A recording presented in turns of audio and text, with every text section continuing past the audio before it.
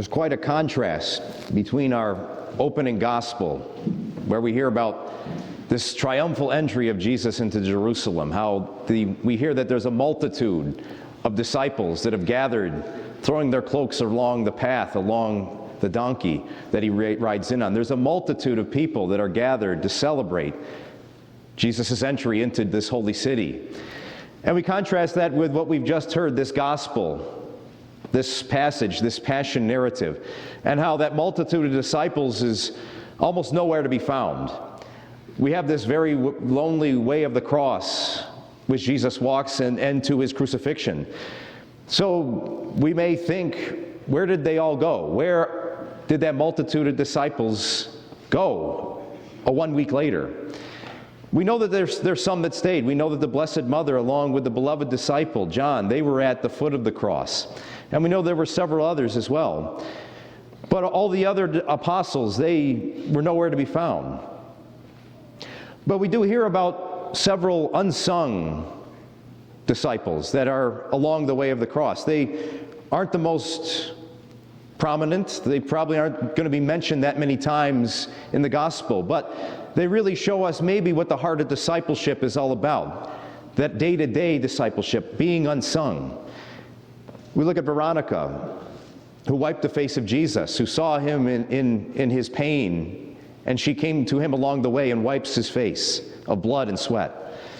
We hear about Joseph of Arimathea, who probably felt very hopeless, helpless, seeing his Savior be raked over the coals, to be crucified, to be shunned like this.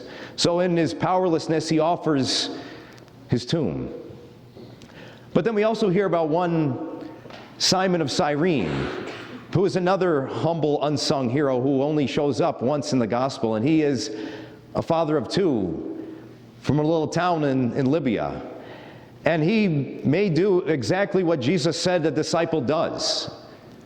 Earlier in Luke's gospel, Jesus says this about discipleship: those who wish to be my disciples must deny themselves, take up their cross daily, and follow me.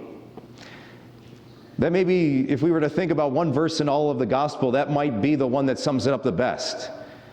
To deny ourselves, to let go of ego, to take up our cross daily, to make our faith, to make our relationship with Jesus something that's the basis of our day, week in, week out, that we come back to him, we make him our strong support, and follow him with that cross that Jesus took. That may be the heart of what discipleship is, the Christian life of discipleship. And it's one that shuns convenience. The Christian life is not one of convenience. It's about the cross. So this week, we enter into a very holy time, a very powerful time. And it's our opportunity to really readmit ourselves to discipleship and to do as Jesus asked us to do, to deny ourselves, to take up our cross daily, and to follow Jesus. And if we do that as disciples, we'll find that cross leads to glory.